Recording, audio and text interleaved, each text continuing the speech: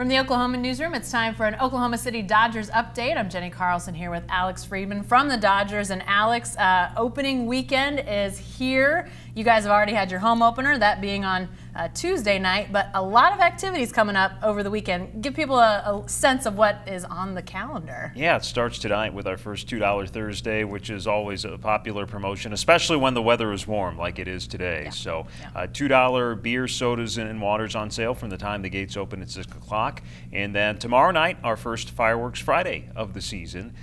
So we'll have a great fireworks show going on after the game. Also, Oklahoma City PD is going to be involved. They'll have some displays set up outside the stadium, just doing some public education stuff, and then they're going to have create a special entrance for our mascots, Bricks in Brooklyn, tomorrow night. And then Saturday, we've got our Boy Scout night. Still not too late for Cub Scout packs and Boy Scout packs to sign up for that. And our grand prize winner from the National Anthem tryouts, which the Oklahoman helps put on every year, will be singing the National Anthem that night. Okay. At the National Anthem tryouts, I know a big deal, so I'm sure that'll be a lot of fun out there. First of several folks from that. But Sunday, you guys always have family Sundays, family fun day. A lot of stuff out there for families on Sunday, right? Yeah, our Chaparral Energy Family Sundays. It all starts, when the gates open at 1 o'clock, and we have pregame player autographs. We have mascot meet and greets, all sorts of inflatable games for kids as well. And then after the game is over, all kids have a chance to run the bases. But this Sunday takes on a little bit of a more special importance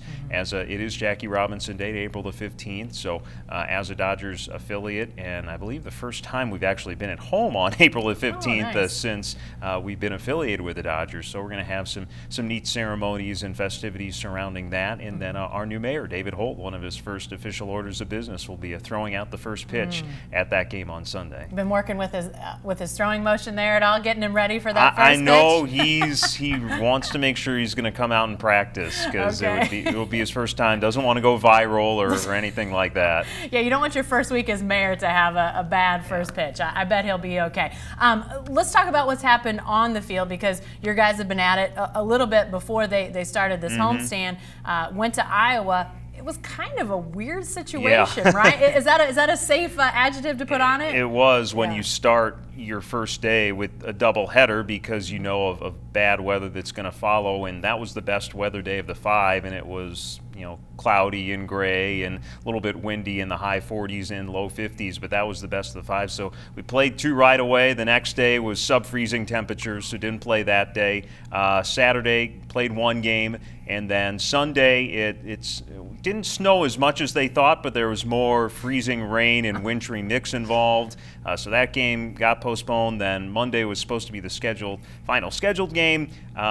But the conditions had not really improved much. The tarp was frozen to the field and all that. So it was going to be, with travel considerations as well, it was going to be tough to play. So getting in only 3 of those 5 games, which means 2 they'll have to be played later in the year. Yeah. Have those games been scheduled at this point, rescheduled? Yeah, it's not confirmed quite yet, but they'll be likely both in August, once when the Iowa Cubs come here and once when we go back to play them at their place. So an extra game here potentially for the Cubs coming up against you guys. Yes, yeah, not for this first. We do play them later this month at home, but it will not be during that series. All right. Don't want to get too many late game reschedules or late season reschedules, so understood that.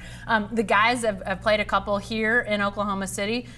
19 runs on Wednesday night, Alex. That's a football score out there, really. Yeah, crazy. One of the top 8 scoring games, and since the team's been in the league since 1998, and then 19-1 was the final. So the 18-run difference was the 3rd largest ever margin of victory for a team. Had a 9-run inning, had a 7-run inning. Last year, the team's largest inning was just once, that was 6.